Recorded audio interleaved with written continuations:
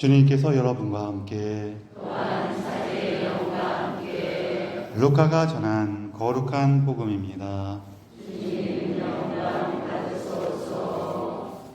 그때 예수님께서는 당신이 자라신 나자렛으로 가시어 안식일에 늘 하시던 대로 회당에 들어가셨다. 그리고 성경을 봉독하려고 일어서시자 이사야 예언자의 두루마리가 그분께 건네졌다. 그분께서는 두루마리를 펴시고 이러한 말씀이 기록된 부분을 찾으셨다. 주님께서 나에게 기름을 부어주시니 주님의 영이 내 위에 내리셨다. 주님께서 나를 보내시어 가난한 이들에게 기쁜 소식을 전하고 잡혀간 이들에게 해방을 선포하며 눈먼 이들을 다시 보게 하고 억압받는 이들을 해방시켜 내보내며 주님의 은혜로운 해를 선포하게 하셨다. 예수님께서 두루마리를 말아 시중들은 이에게 돌려주시고 자리에 앉으시니 회당에 있던 모든 사람의 눈이 예수님을 주시하였다. 예수님께서 그들에게 말씀하기 시작하셨다. 오늘 이 성경 말씀이 너희가 듣는 가운데에서 이루어졌다. 그러자 모두 그분을 좋게 말하며 그분 입에서 나오는 은총의 말씀에 놀라워하였다. 그러면서 저 사람은 요셉의 아들이 아닌가 하고 말하였다. 예수님께서는 그들에게 이르셨다.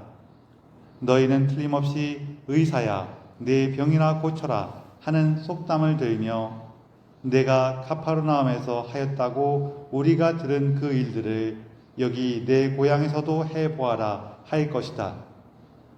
그리고 계속 이르셨다. 내가 진실로 너희에게 말한다. 어떠한 예언자도 자기 고향에서는 환영을 받지 못한다. 내가 참으로 너희에게 말한다. 3년 6개월 동안 하늘이 닫혀 온 땅에 기근이 들었던 엘리야 때에 이스라엘에 과부가 많이 있었다. 그러나 엘리야는 그들 가운데 아무에게도 파견되지 않고 시돈 지방 사렙다의 과부에게만 파견되었다. 또 엘리사 예언자 시대에 이스라엘에는 나병 환자가 많이 있었다. 그러나 그들 가운데 아무도 깨끗해지지 않고 시리아 사람 나아만만 깨끗해졌다. 회당에 있던 모든 사람들은 이 말씀을 듣고 화가 잔뜩 났다. 그래서 그들은 들고 일어나 예수님을 고을 밖으로 내몰았다. 그 고을은 산 위에 지어져 있었는데 그들은 예수님을 그 벼랑까지 끌고 가 거기에서 떨어뜨리려고 하였다. 그러나 예수님께서는 그들 가운데를 가로질러 떠나가셨다. 주님의 말씀입니다. 그리스도님 찬미합니다. 앉으십시오. 참미 예수님, 서로 인사를 좀 나누세요.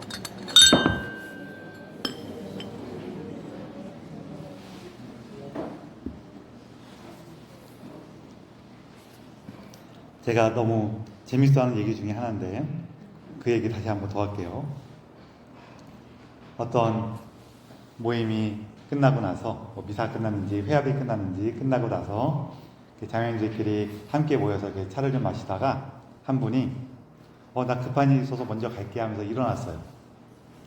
일어나서 나가자마자 거기 있던 분 중에 한 분이 다른 분들한테 야 봤어 그런 거예요. 뭘 그랬더니 지금 나가네 쟤 나가면서 명품 가방 새로 샀다고 이렇게 쭉 하고 가는 거 봤어? 다른 사람들은 봤을까요? 못 봤을까요? 봤을 수도 있고 못 봤을 수도 있겠지만 다른 사람들이 못 본 거는 사실은 크게 관심이 없어서 그렇죠. 이 사람이 그런 거를 싹 하면서 자랑했다라고 얘기한 거는 뭐 때문이었을까요? 그렇죠. 자기도 그런 거를 좋아했을 수도 있고 다른 중요한 이유 중에 될 만한 건 이런 것도 있어요. 평소부터 그 사람을 별로 안 좋아했을 수도 있고 둘 다일 수도 있고 기타 등등의 이유도 있을 수 있죠. 어쨌거나 여기서 핵심은 뭐냐면은 어떤 사람이 어떤 비슷한 행동을 하더라도 그거를 여러 가지 방식으로 이해하는 거는 이해하는 사람의 상태나 준비나 태도에 따라서 달라진다는 거예요. 오늘 예수님께서 고향 마을에 가셔갖고 말씀을 선포하시는데 회당에 가면은 이렇게 사람들이 쭉 앉고 성경 말씀이 전해지면은 이제 그 중에서 하나를 읽는 거예요. 그런데 이게 좀 재밌는 게요. 보통 독서자를 정해놓기도 하고 아니면은 뭐 처음 보는 사람인데 뭐 여행하는 사람이거나 그런 사람이 그 말을 들렸을 때 그 사람하고 이렇게 봤을 때 이 사람이 뭔가 좀 훌륭해 보여. 그럼 그 사람한테 부탁하기도 하고 그래요. 그런데 여기에서 첫 번째로 좀 신경 써야 되는 게 뭐냐면은 성경 말씀을 읽을 때 이스라엘 성경 말씀은 무슨 말로 써 있냐면은 히브리 말로 써 있어요. 히브리 말로 써 있어요. 주로 히브리 말로 써 있었어요.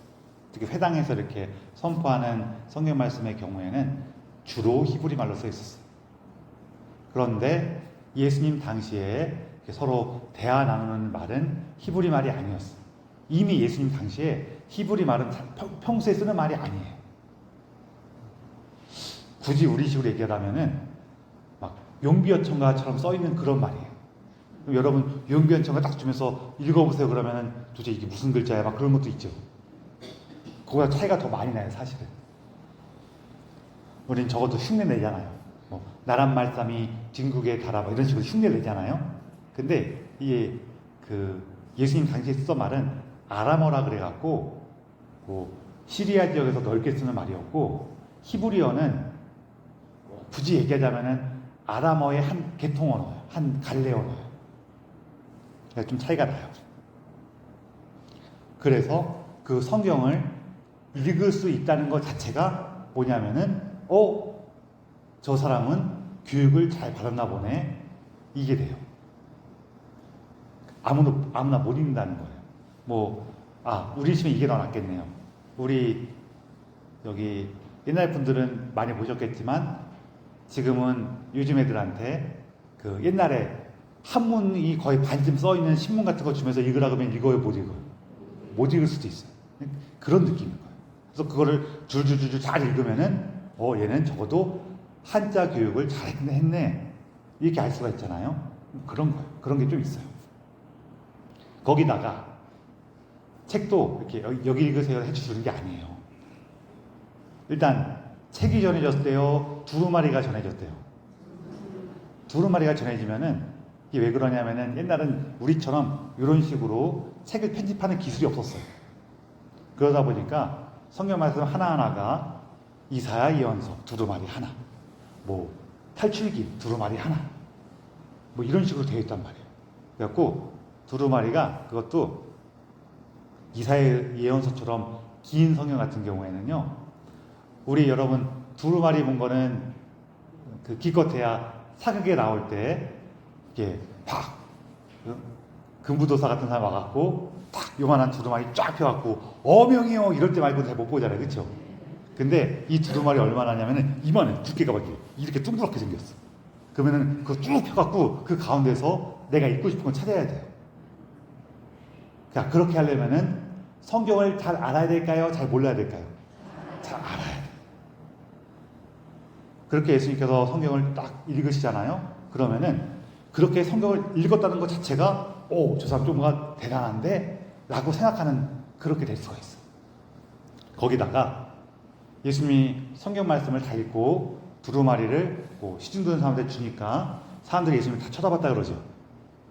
그게 성경을 잘 읽네 하는 것도 있지만 또 하나는 그러면 이제 거기에 대해서 해설을 해주십시오 이렇게 쳐다보는 거예요. 혹은 거기에 대해서 이제 뭔가 주석을 달아 혹은 이렇게 설명이라든지 혹은 그거를 이렇게 하여간 거기서 코멘트를 좀 해달라는 거예요. 그 바탕으로 우리 공동체에 필요한 얘기를 좀 해주십시오 라고 한 거예요. 그래서 예수님이 뭐라 그래요? 여러분이 들은 그 말씀이 지금 이 자리에서 이루어졌습니다. 이렇게 얘기해요. 좋은 얘기죠.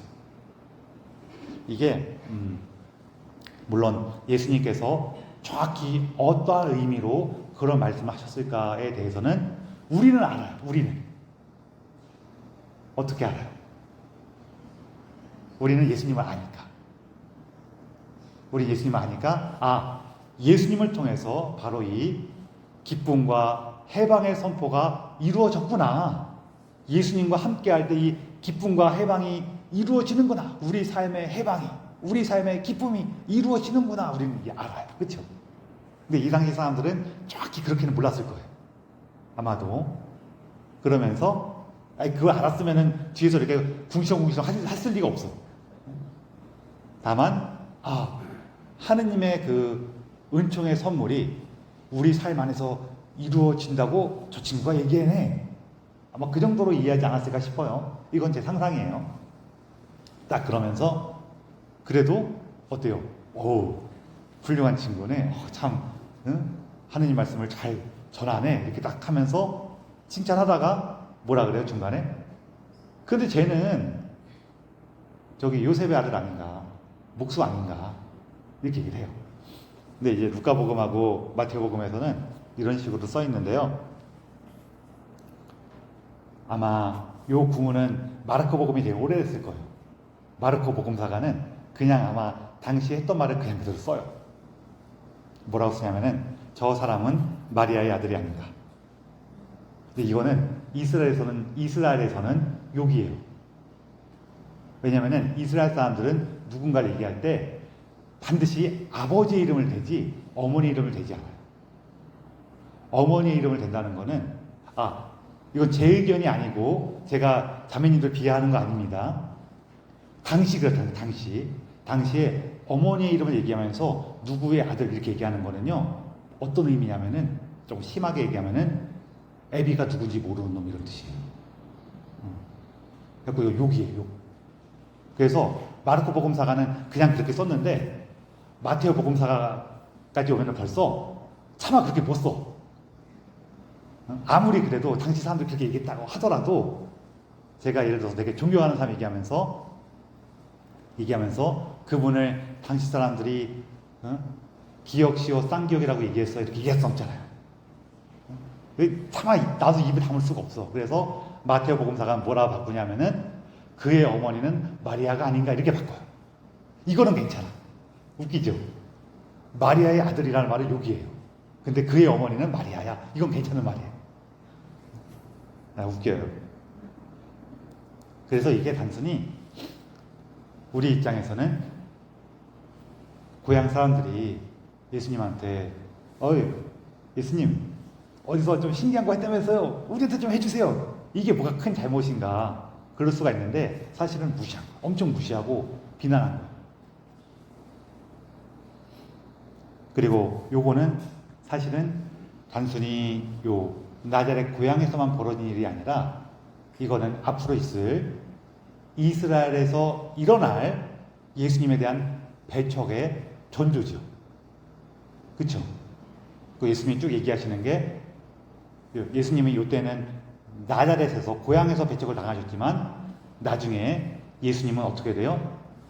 이스라엘에서 배척을 당하시고 오히려 예수님을 믿는 사람들은 어디 생겨요? 이스라엘이 아니라 저 이방 땅에 더 많이 생기죠. 그 얘기를 하는 거예요. 그걸 이제 염두에 두고 하는 얘기인 거예요.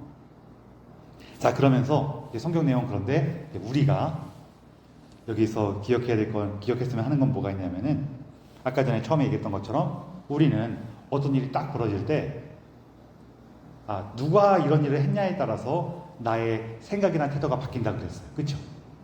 우리 그렇잖아요. 미사 끝나고 누가 우리 같이 밥 좀 먹고 갑시다 이랬을 때 딱 봤더니 나랑 친한 사람이야. 그럼 좋아요 안 좋아요? 좋아요. 근데 딱 봤더니 나랑 되게 불편한 사람이고 나 힘들게 하는 사람이야. 그러면은 좋아요 안 좋아요? 똑같이 밥 먹으러 가자 그랬는데 그 사람에 따라 내가 다르게 느껴져. 그래서 이게 우리가 어떤 내용뿐만 아니라 그 배경까지 같이 생각하고 살아가고 있구나. 그래서 내가 어떤 사람이 얘기할 때 걔가 그러니까 내가 나쁘지 이게 아니라 그 사람에 대한 나의 마음, 그 사람에 대한 나의 생각이 드러나는 거구나. 그걸 같이 기억하면 좋을 것 같아요. 그러니까 무슨 얘기냐면은 누가 와서 걔가 나를 뭐라 그러는데 너무 성가시고 마음에 안 들고 화가 났어. 이럴 때요. 그 사람이 그러니까 그런 말을 했기 때문에 화가 난 게 아니라 내가 평소부터 그 사람 별로 안 좋아한 거예요.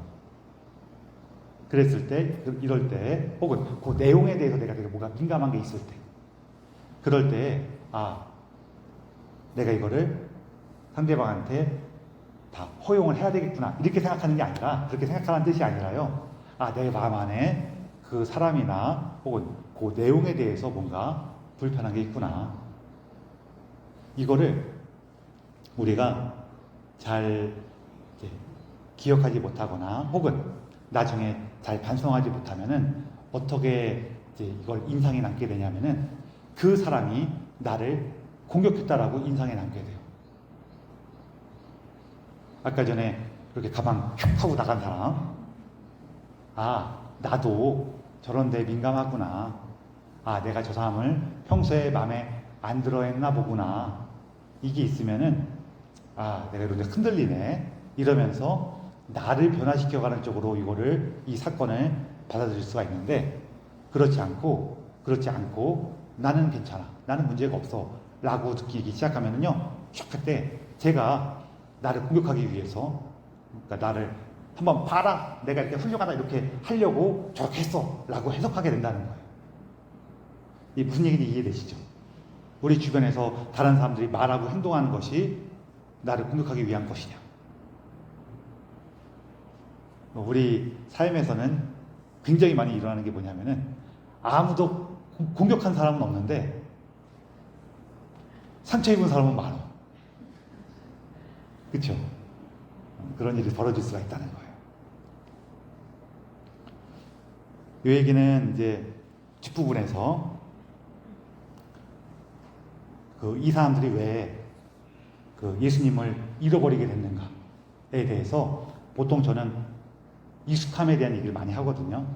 예수님께서 여기 살았고 나는 하나님 자녀로서 구원받는 것이 당연해 라는 전제 안에 살다 보니까 무언가 새로움을 받아들이기가 쉽지가 않다는 거예요.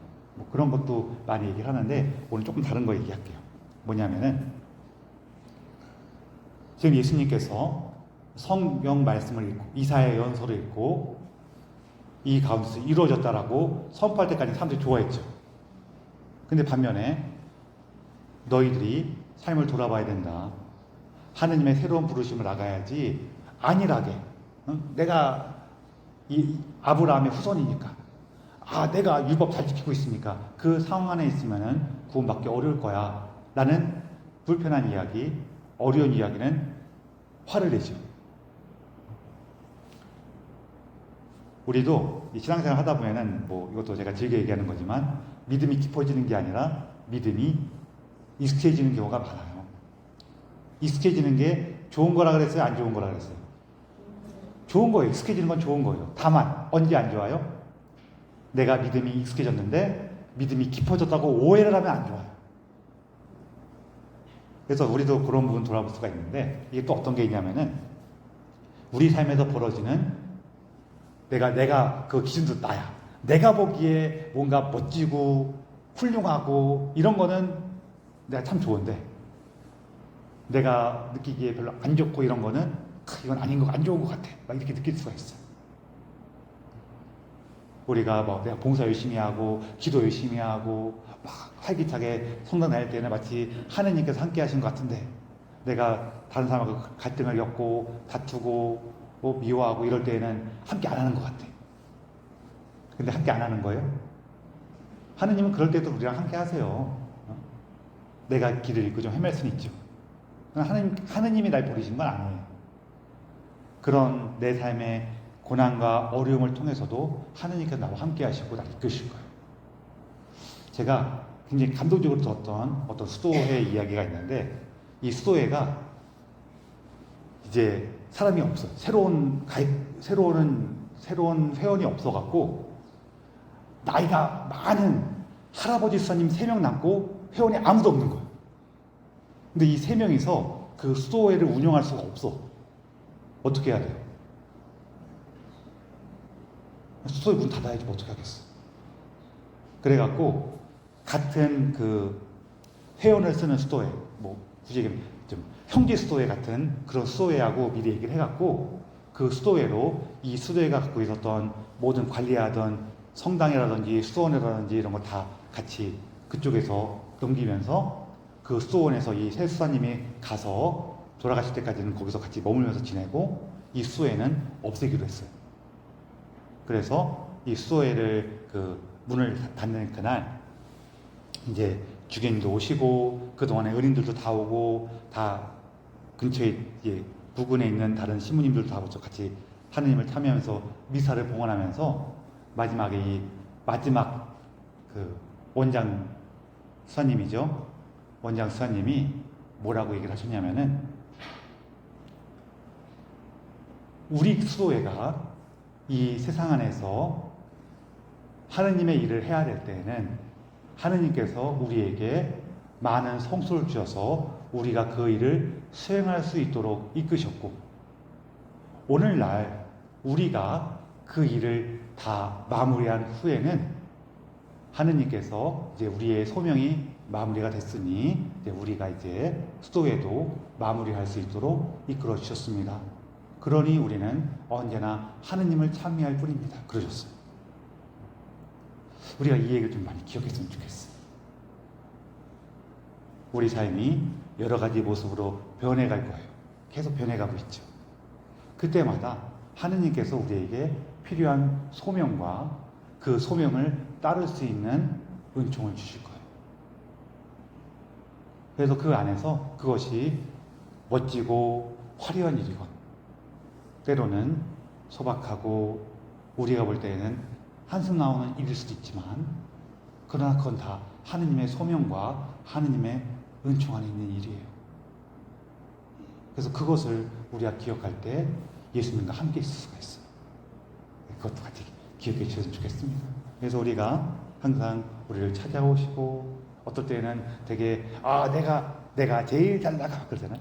내가 잘 나가는 그 삶의 순간들에도 혹은 내가 정말 스스로 생각해도 때로는 한심하고 비참하게 느껴지는 그런 순간에도 하느님께서 나와 함께 하시고 나를 돌보신다는 것 같이 기억하시면서 우리가 그 하느님의 사랑 안에서 살아간다는 것을 기억할 수 있는 은총을 청하며 이 기사를 봉헌합시다.